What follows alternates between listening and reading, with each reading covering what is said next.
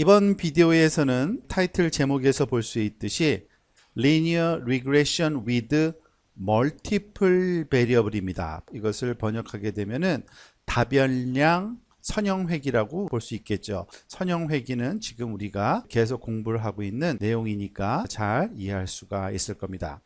자, 이와 같은 그 선형회귀 문제를 푸는데 지금까지는 사실은 싱글 베리어블, 별량이 하나였어요. 그러니까 변수가 하나였던 거죠. 그런데 이제 다별량이 되면서 문제가 이제 실질적인 문제로 또 변화하는데, 이와 같은 다별량 선형회귀를 해야 되는 이유 중에 하나는 특징, 피처를 여러 개를 사용하기, 멀티플 피처를 사용하기 때문에 그렇게 됩니다. 여기서 피처라고 하면은 보통 우리가 특징이라고 번역을 해서 사용을 하는데, 우리가 알다시피 그 집 가격을 예측하는 문제에서 어떤 특징을 입력으로 삼았냐면 집 면적을 특징으로 삼아서 가격을 예측했었죠. 그때 단별량 선형회귀 문제를 풀었다고 보시면 되고요. 우선 이전의 문제를 다시 한번 여기서 정리를 한번 해보도록 하겠습니다. 입력값 x와 그리고 출력값 y로 하이퍼세시스 또는 모델을 설정할 때 h of x, 이 값이 바로 y를 상징하는 값인 거는 우리가 알 수 있고요. 근데 입력 x가 이렇게 들어가서 x에다가 세타 1을 곱하고 거기에다가 세타 0를 곱한 값이 그 y 값으로 출력된다는 우리의 가정 또는 가설, 다른 말로는 모델인 거죠. h of x를 결정했는데 그때 사용되는 입력값 x는 뭐였죠? 집의 면적, 물론 feet 제곱이라는 단위를 사용해서 우리는 표현했을 뿐이고요. 그리고 출력값 y가 가격인데 가격은 $1000 단위로 우리가 표현했을 때, 예를 들어서 2104 스퀘어 피트 면적의 집이 한 46만 불 정도에 팔린 그런 그 데이터가 있다 등등 여러 개의 입력 자료 그리고 훈련 자료를 사용해서 실험을 했던 걸 기억할 겁니다. 자, 그럴 때는 이와 같이 하이퍼세시스가 굉장히 간단했었어요. 그죠? 그런데 사실은 우리가 집 가격을 고려할 때 좀 더 실질적이고 현실적인 문제를 포뮬레이션 하려고 하면은 그렇게 단순하지가 않고 조금 더 좀 복잡한 또는 다양한 정보를 입력해야 될 거라는 것을 예상할 수가 있습니다. 예를 들어서 지금 보면 이 테이블에 실제로 사용되는 다양한 정보를 한번 정리를 해본 겁니다. 우선 볼까요? 제일 먼저 사이즈, 즉 집의 넓이를 고려하는 거는 아까 우리가 생각했던 것과 마찬가지고요. 그리고 이번에는 number of bedroom, 즉 침실의 개수, 방의 개수도 굉장히 중요한 변수일 수 있고요. 또 하나 number of floors, 몇 층짜리 집이냐, 그리고 age of home, 즉 얼마나 집이 지은 지 오래됐느냐를 또 고려하면 좀 정확한 가격, 즉 우리의 목적이 되는 아웃풋 출력값은 집 가격 프라이스인데, 즉 다시 말해서 우리의 출력값 프라이스 y를 구할 때 입력값으로 여러 개를 한번 고려해 보자는 겁니다. 즉 이전 그 단별량 문제에서와 마찬가지로 크기도 고려하고, 이거는 x1이라고 이제 서브스크립트를 한번 표현해 봅시다. 그리고 베드룸 개수는 x2로, 그리고 층 개수는 뭐 x3로, 그리고 몇 년 됐는지는 x4, 즉 네 가지의 입력 값을 고려해 보자는 얘기입니다. 자, 그렇게 되면 사실은 입력 값이 한 개가 아니라 네 개가 되는 겁니다. 여기서 보면은 지금 한 데이터 샘플 한번 생각해 볼까요? 즉 요 행을 우리가 쭉 따라가면서 제가 마킹을 한번 해 볼게요. 그러면은 1416이라는 값과 3이라는 값과 그리고 2라는 값과 그리고 40이라는 이 네 개의 값이 들어가서 출력된 값, 그 23만 2천 불 정도의 가격을 얻게 됐다라는 정보를 갖고 있는 거죠. 우리가 기억을 한번 해보면 앞에서 데이터 훈련 자료를 몇 개를 우리가 가지고서 실험을 주로 해왔냐면, 즉 M을 훈련 자료의 개수라고 했을 때 47개의 데이터 자료를 가지고서 그 실험을 했었던 것을 기억을 할 겁니다. 자, 그렇게 되면 이제 기호로 우리가 한번 좀 더 명확하게 구분을 좀 하기 위해서 몇 가지 우리가 기호를 다시 한번 정리를 해볼 필요가 있는데요. 이전에는 그 특징의 개수가 하나였기 때문에 사이즈 하나만이 우리 특징이었잖아요.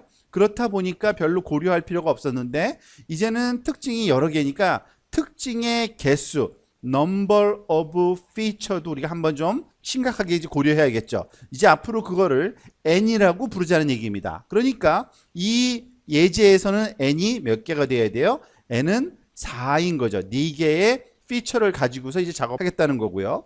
자, 그리고 이거는 이전에 우리가 해오던 방식인데 어떤 그 입력 특징의 i번째 샘플, 훈련 자료가 47개인데 예를 들어서 i가 두 번째인 두 번째 샘플은 값이 뭐냐 이렇게 되는 거죠. 그죠? 즉 x의 그 슈퍼스크립트 위첨자는 우리가 보통 i번째 훈련 자료를 나타낼 때 쓰는 건데요. 그런데 지금 우리가 알다시피 이 i번째 훈련 자료의 값이 1개가 아니라 4개가 들어오죠. 이제는 앞으로는 이 값이 사실은 이 벡터를 상징하게 되는 겁니다. x가 더 이상 스칼라 밸류, 실수값 하나가 아니라 여러 개의 실수값을 포함하고 있는 벡터로 표현하게 되고요. 그 벡터에 하나하나의 엘리멘트 값을 또 우리가 지칭할 수 있어야 되죠. 그때 쓰는 게 x의 subscript j 그리고 superscript i. 그러니까 위의 첨자는 i번째라는 훈련 샘플 자료의 순서를 말해주는 거고요. 이 subscript j는 특징 중에 j번째 특징을 얘기를 하는 겁니다. 여기에서 예를 들어서 우리가 다시 한번 요 하나 샘플을 골라서 써볼게요. 즉 x라는 특징 벡터의 두 번째 샘플은 뭐겠어요? 이렇게 우리가 마크한 요건데 이거를 벡터로 쓰면은 이런 식으로 표현해야 되겠죠. 이 숫자 4개가 1416, 그 다음에 3, 그 다음에 2, 그 다음에 40 이렇게 열로 표현된 벡터로 표현되고요. 특히 x의 두 번째 훈련 자료에 subscript 3 하면은 어떻게 되겠어요? 얘가 첫 번째고 얘가 두 번째고 얘가 세 번째니까 결국에는 2라는 값을 우리가 끄집어낼 때 이러한 기호로 표시를 해서 지칭을 할 수 있게 됩니다. 즉 앞으로 특징 벡터, 입력 특징 벡터 값을 나타낼 땐 x의 i 슈퍼스크립트를 쓸 거고요. 이때 x는 더 이상 스칼라가 아니라 벡터라는 거를 여러분들이 기억을 하고 계셔야 됩니다. 그래서 그 각각 하나하나의 엘리멘트 값은 서브스크립트로 이렇게 표현하면은 우리가 그 데이터 값을 추출해낼 수 있게 되는 거죠. 그러면은 우리의 모델 또는 하이퍼세시스가 어떤 형태를 띠게 된 건지 다시 한번 우리가 고려를 한번 해보도록 하겠습니다.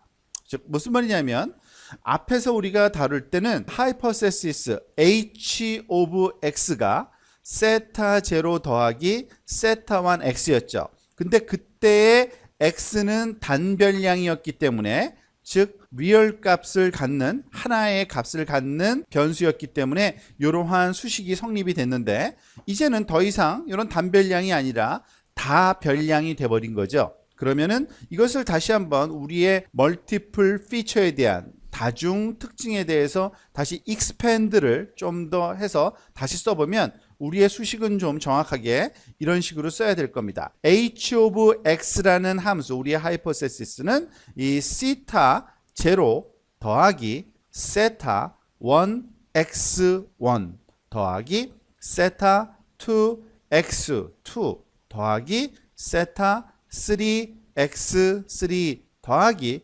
세타 4 x4 이런 식으로 항이 이제 2개가 아니라 지금은 이제 변수가 4개다 보니까 5개까지 늘어난 거죠.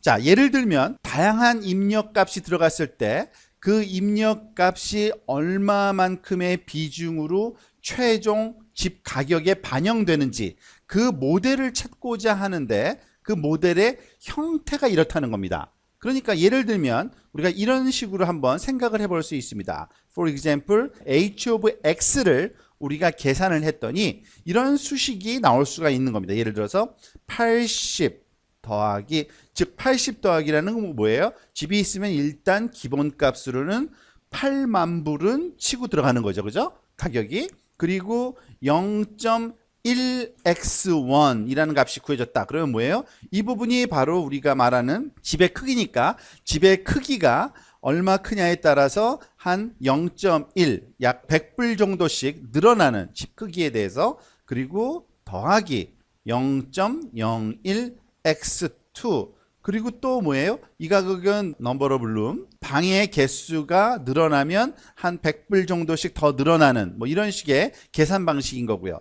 플러스 3 곱하기 x3 하면 어떻게 됩니까? 이 x3은 이것이 number of floor였죠.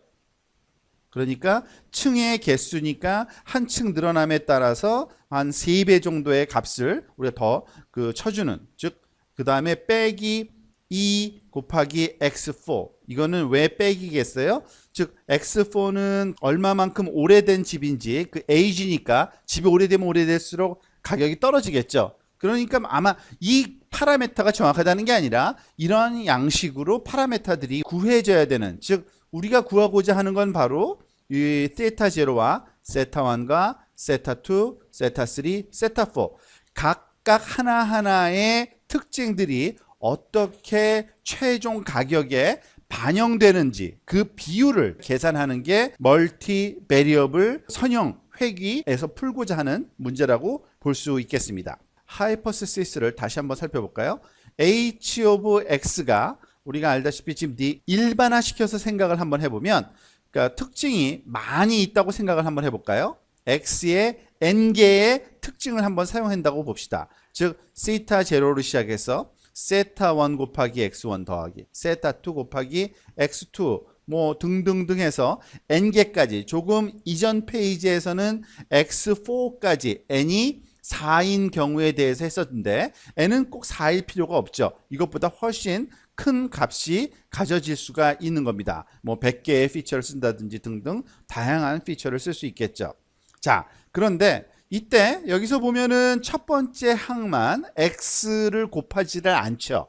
그래서 조금 일관성이 떨어지기 때문에 일관성을 조금 높여주기 위해서 일부러 보통 x0라는 값을 도입을 합니다. 그리고 그 값을 1이라고 놔버려요. 그 얘기는 뭐예요? 요 자리가 바로 x0가 들어가는데 얘는 사실 1이니까 안 써도 되는 거죠. 그러면 x0부터 시작해서 x1, x2 그리고 세타 0부터 시작해서 세타 1, 세타 2에서 모든 파라메타 값과 모든 변수 값의 개수가 일치하게 이렇게 만들어주면 좀 편리합니다. 즉 다시 말해서 우리가 아까 얘기한 그 멀티플 특징, 즉 멀티플 피처는 벡터로 표현할 수 있다고 얘기를 했고요. 즉 n개의 벡터로 구성되어 있다고 생각을 해봅시다. x0부터 시작해서 x1, x2 xn.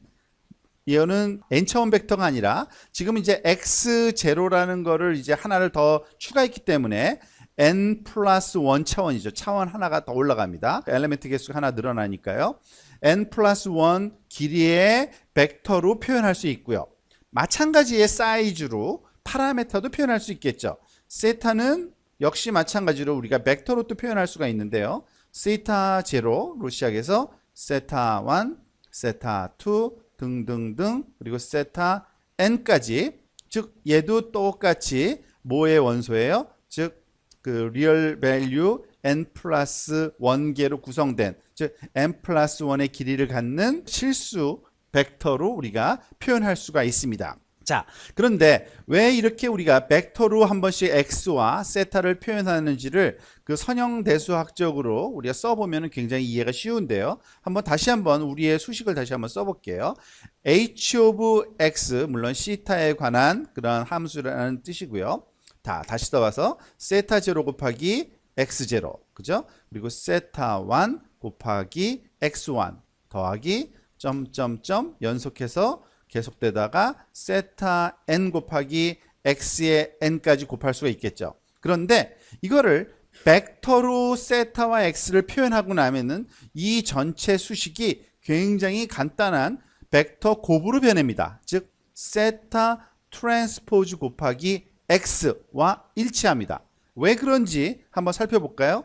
지금 우리가 알다시피 선형대수를 여러분들이 아주 간단한 것들이니까 한번 지난 시간에 리뷰를 해봤었는데요. 보통 그 선형대수학에서 벡터를 나타낼 때는 모든 벡터는 기준이 열 벡터입니다. 이와 같이 컬럼 형태로 서 있는 벡터예요. 그러니까 세타 트랜스포즈를 한번 써보면 세타 트랜스포즈는 이거를 옆으로 눕혀 놓은 겁니다. 이 벡터를 옆으로 눕혀 놓은 게 세타 트랜스포즈에 해당돼요. 그래서 세타 0, 그래서 세타 1, 그리고 계속해서 세타 n까지의 값을 행 벡터로 늘어 놓은 거죠. 즉 다시 말해서 이 모양이 세타의 트랜스포즈에 해당되고요. 거기다가 x를 곱했죠. x는 이미 우리가 앞에서 한번 써본 것처럼 x0부터 시작을 해서 x1 계속 늘어나서 x의 n번째 엘리멘트까지 갖는 이 컬럼 벡터, 즉 이 x로 표현할 수 있습니다. 자, 우리가 이 벡터와 벡터의 곱셈을 다 하실 줄 아실 거예요. 그죠? 세타 0 곱하기 x 0 더하기, 그게 첫 번째 항이죠. 그죠? 더하기 세타 1 곱하기 x1, 그 부분이 요 항이죠. 그리고 계속 모든 해당하는 그 위치에 있는 엘리멘트들이 곱하고 더해주고 마지막에는 세타 n과 x의 n번째 엘리멘트와 곱해서 더해주면 그게 바로 h of x, 우리가 말한 x0를 1로 놓고서 계산한 하이퍼세시스식이 결국엔 선형대수학적으로 두 벡터의 곱, 하나는 파라메터 벡터고요. 그죠? 하나는 파라메터 벡터고요. 그리고 하나는 입력 벡터, 또는 다시 말해서 그 특징 벡터가 주어지는 겁니다. 그러니까 특징과 파라메터의 곱셈으로 출력값을 계산하고자 하는 우리의 가정이 어떤 식으로 포뮬레이션 되는지를 알 수 있게 해줍니다.